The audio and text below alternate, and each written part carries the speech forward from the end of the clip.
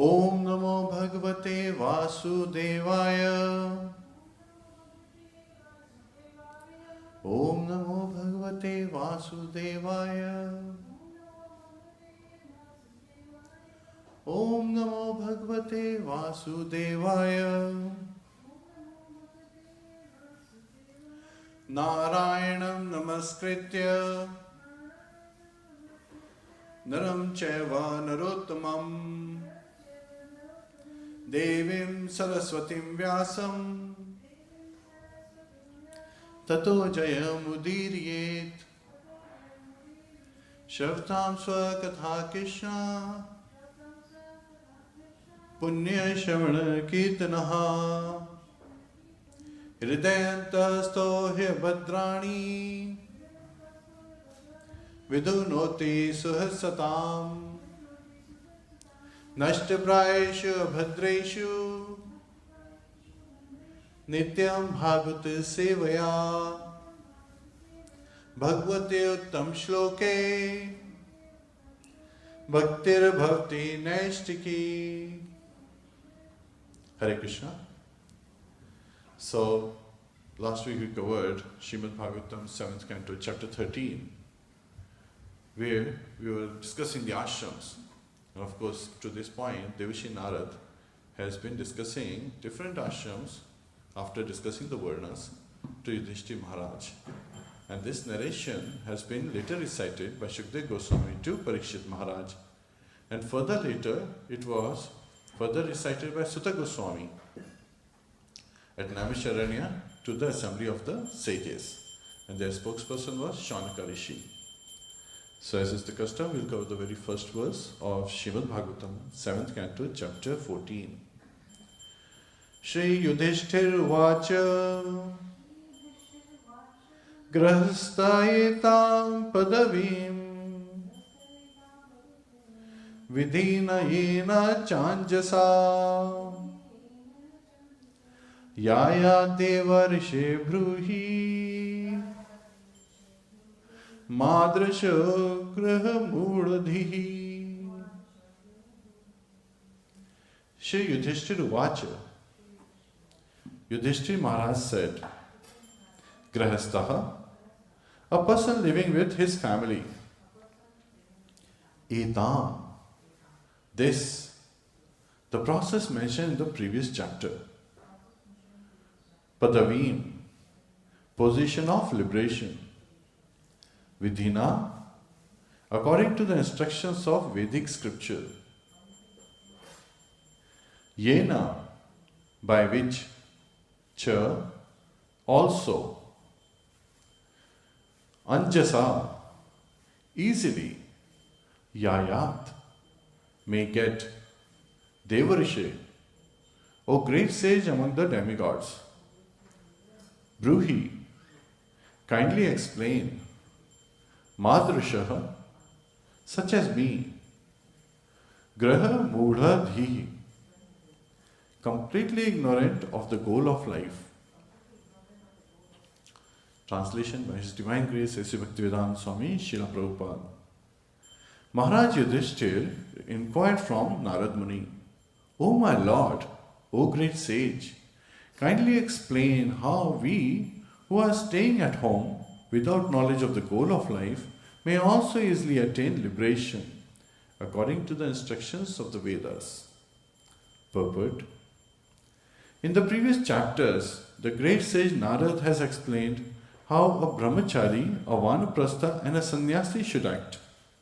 He first explained the dealings of a brahmachari, vanaprastha and sannyasi because these three ashrams or statuses of life are extremely important for fulfillment of the goal of life.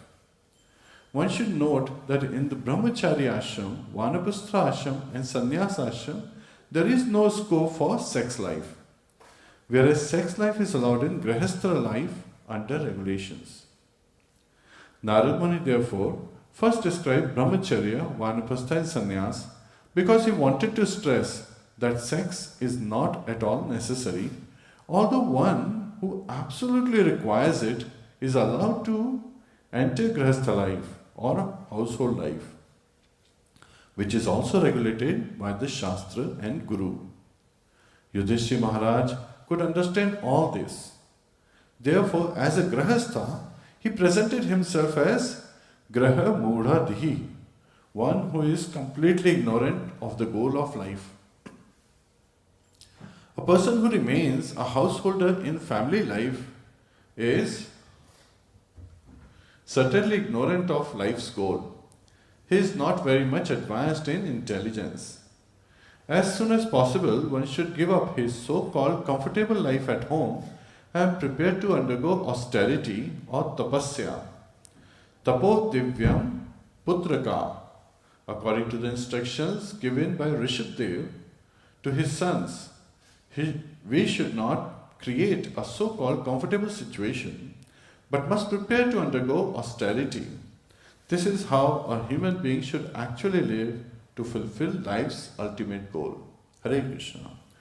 Om Ajnana Timirandasya Jnananjana Shalakaya Chakshurun Militam Yena Tasmai Shri Guruve Namaha Mukham Karoti Vachalam Pangum Langhayate Girim Yat Kripatadham Vande Shri Gurum Dinataranam. Hare Krishna, Krishna Krishna, Hare Hare, Hare Rama, Rama Rama, Hare Hare. Hare Krishna. So, this is where Yudhishthira Maharaj is inquiring from Devashi Narad. Where Devashi Narad in the previous chapters, he covered the other varnas as well as ashrams. So the Chaturvarnas were also discussed earlier, and then later on Devashi Narad discussed the ashrams. And what are ashrams? Any place where one can make spiritual advancement, that place is known as ashram. So that situation, samaya kal patra. So time, place, and the performer. So those are the three aspects. And so, in this chapter, the occupational duties of a householder, they are described according to their time, place, and circumstances of the performer. So that's an ashram. And in this particular case, even though Devashi Narad had hinted that a Grhastha ashram previously should be, focusing on Archana Siddhi, which is, getting perfection in the worship of the Lord, in the process of worshipping the Lord in the deity form at home.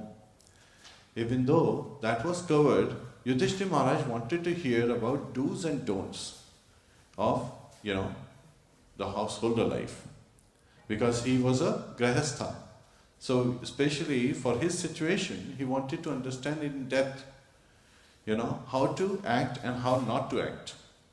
So in this chapter, chapter 14 of Srimad Bhagavatam 7th canto, Devashi Narad covers the do's for the Grhastha. And in chapter 15, he covers the don'ts for the Grhastha. That we'll be covering next week.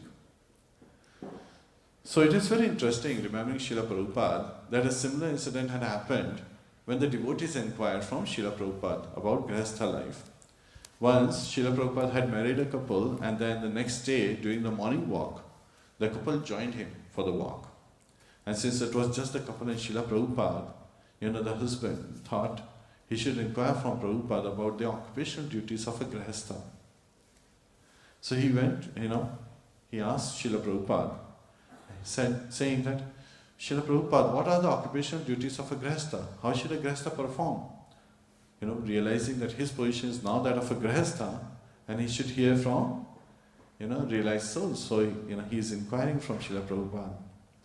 And Srila Prabhupada very simply said, before taking prasadam, after you have offered the bhoga, having offered the bhoga to Lord Krishna, and before you are accepting the Mahaprasad, you should open the front door of your house and announce loudly, that is there anyone who is hungry? We have prasadam at our home.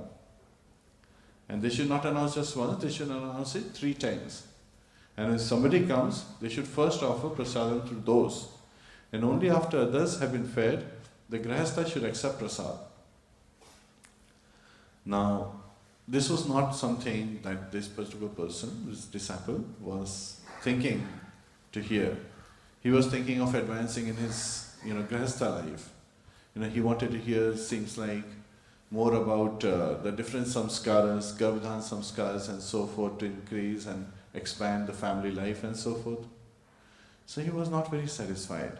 So the morning walk continued. While coming back to the temple, he further thought that he should ask again, maybe this time Srila Prabhupada would get the hint. So he asked, Srila Prabhupada, what should a Grhastha do once that he is married and, as a householder, living a life with family, with his wife? Srila Prabhupada said, a Grhastha should open the door, before accepting prasad, announce loudly 3 times, is there anyone else who is hungry? And only if someone, comes to take prasad, after feeding them, the Grhastha should accept prasad. So at this particular point, this Grhastha disciple got the message. Srila Prabhupada was trying to deliver. It was not that Srila Prabhupada wasn't getting it. It was the Grhastha who wasn't getting it. So sometimes, we think that the other person doesn't understand us, but they understand us very well. We need to understand them. So first, seek to understand, then to be understood. So that's the lesson. And one of the important aspects is, when Yudhishthira Maharaj is asking, and in the purpose, Srila Prabhupada says that of course, a Grhastha should be accepting and hearing from the realized souls. Why realized souls? Or one who is in the disciplic succession. Why? Because the message has to be passed as it is. Realized souls speak from their realizations, and the disciples in disciplic successions, they repeat the words of the acharyas. So that is the essence. And when you hear the message as it is, then you can actually follow them. And why not from unrealized souls or people who are, giving speculative messages? Because that is like feeding milk, milk that has been touched by a serpent. So the milk becomes immediately impure, it becomes poisonous because the serpent has touched it. So a message from such a person can be very devastating for one's spiritual advancement. And at the same time, it is encouraging the other person who is speculative to carry out his improper means. Just like a serpent, when it drinks milk, its venom increases. So you don't want, to be misled. So that's why you want to hear from someone who is in disciplic succession, and if possible, from realized souls. Hare Krishna. Now, one of the important things in this particular chapter Devashi Narad covers is that a Grhastha does not just maintain his family. A Grhastha, who is a householder, also maintains all the other ashrams. If you pay attention, brahmacharis, they should go from house to house asking for alms, right? So that is on behalf of their guru, only for the pleasure of their guru, they receive these food grains and different foodstuffs from Grhasthas by visiting each house that they can during the day, and they bring it back and give all the collected food grains to the wife of Guru. So even Guru is a Grhastha. So in this particular description, and Devashina had described. And whatever is cooked, the Guru, if he doesn't allow, means if he doesn't ask the student, the disciple, to eat, the disciple should go hungry. Now such is the case. But at the same time, the occupational duty of a Grhastha is that everyone should be fed. So he makes sure that all his disciples, the Guru makes sure that all his disciples are fed sumptuously. And all the other living entities, even smaller living entities like cats and dogs, even ants should be fed very nicely. And on top of that, they should also, once again, a householder also seeks to make sure that people in the Vanaprastha ashram and Sannyasa ashram, they are also very well fed and respected. So that's the responsibility of a Grhastha.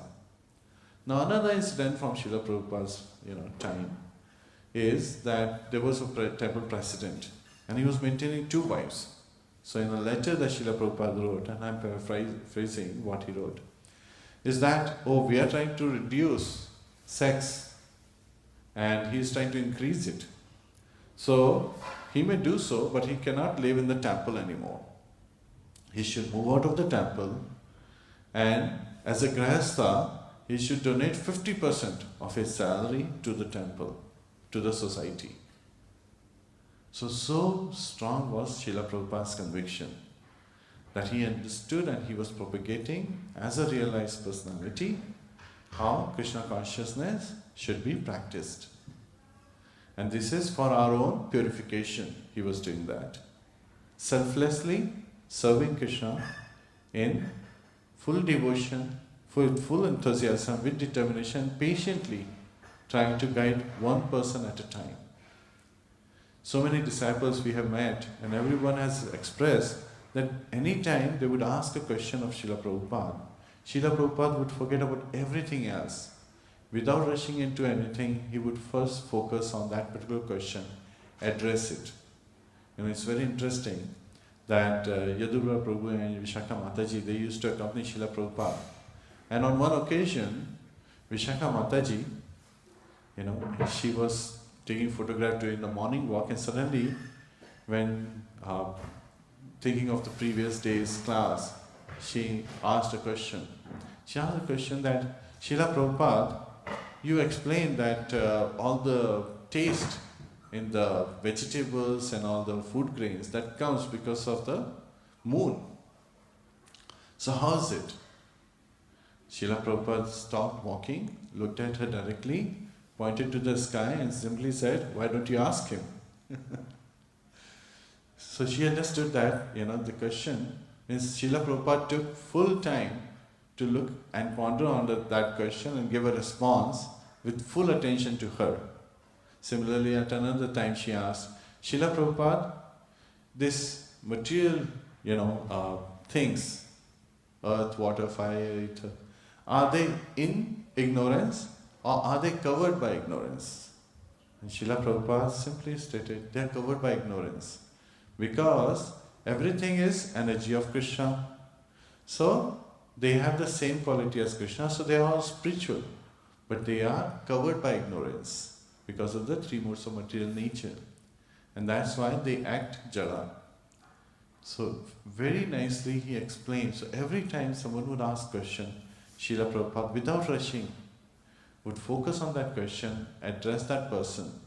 This is, I'm reminded because Pushpavan Prabhu, we had community breakfast last Thursday, and he was saying that he took some time to develop this quality, to just stop, pause for the moment if somebody asks him something, and then focus on that person completely and answer that person before moving on to the next topic or to his next activity. Hare Krishna. So a Grhastha should also, cover and support all the 3 ashrams. Now the goal of life, as per the Vedas, is dharma, arth, kam, moksha. Religiosity is dharma, arth is economic development, kam is sense gratification in a regulated manner, and moksha is liberation.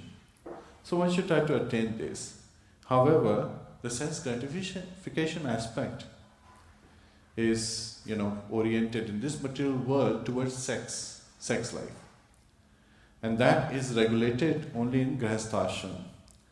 Now somebody could say, so there is no sense gratification, there is no recreation in the other ashrams? Well, that is not the case, because Srila Prabhupada said that our very movement is recreation. Chanting, dancing and eating, those are the only 3 activities we have to engage in. Constantly chant Hare Krishna, Krishna Krishna, Hare Hare, Hare Ram, Ram Ram, Hare Hare. Dance for the pleasure of Lordship. When there is Aarti going on, many of the devotees, they get up and they dance for the pleasure of the Lordships. And then, afterwards, they accept prasadam. So that is also very important. And in the case of a householder life, prasad has special significance. There are actually 5 duties that are described for a Grhastha. Shishi Gaurantai ki jai.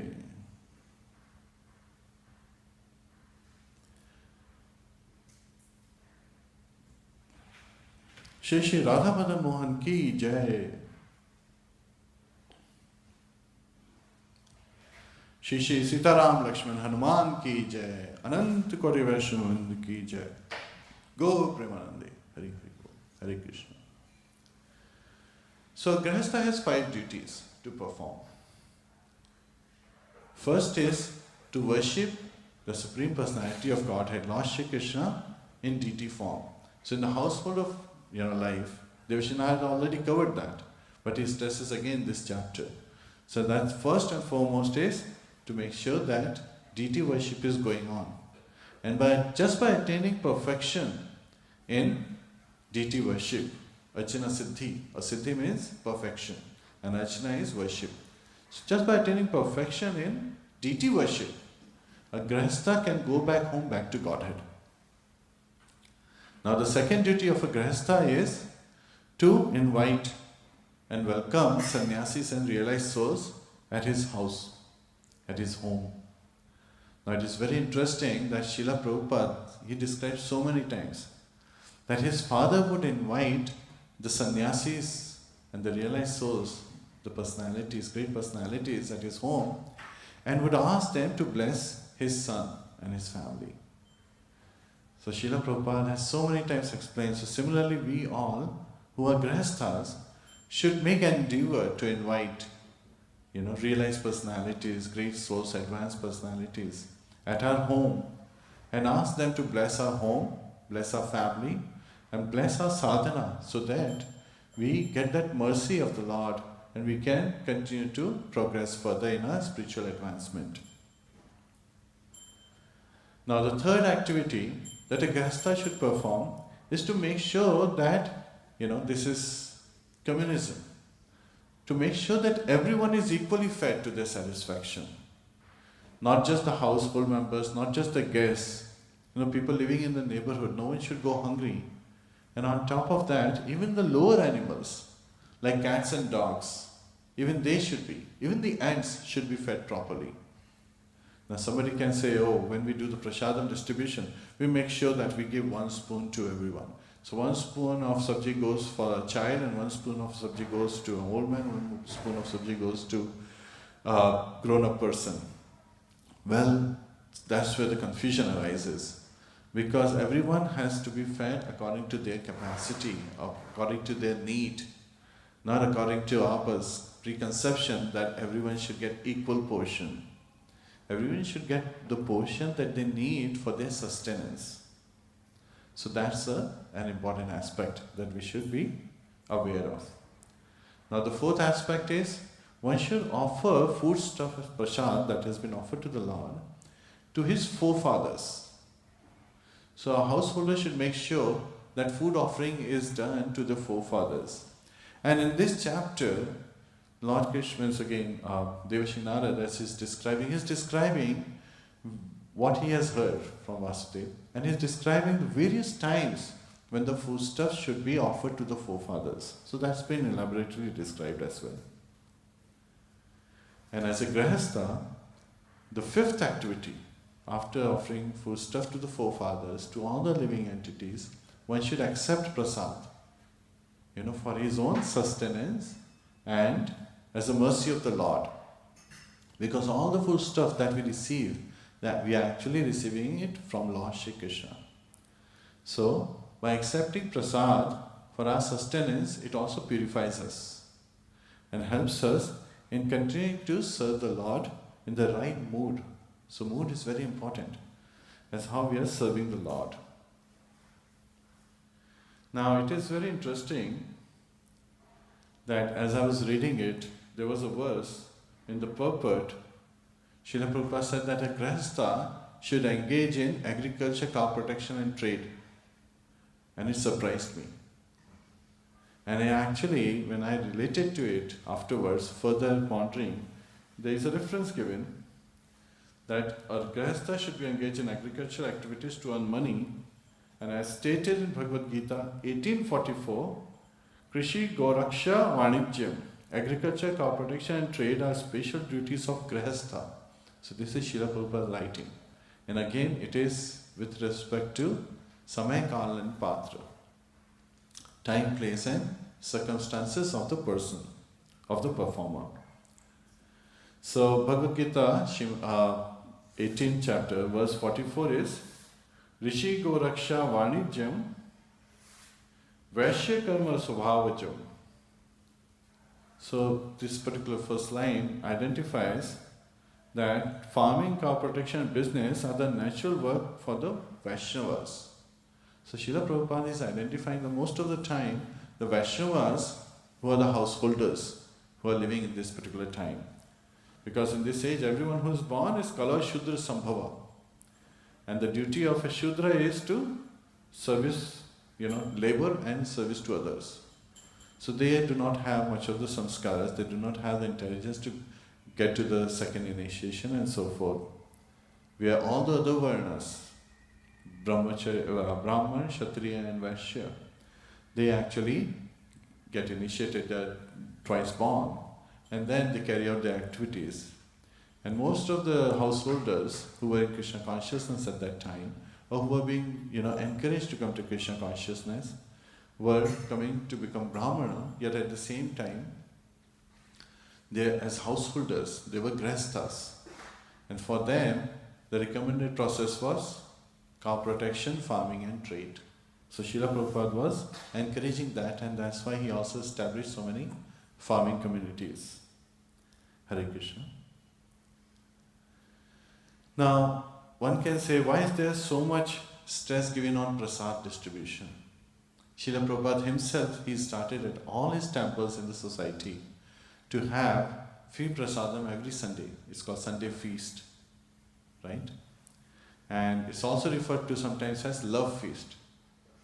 Because, Krishna is Bhakta Vatsala, and he is, with causeless mercy, he is providing everything to his devotees.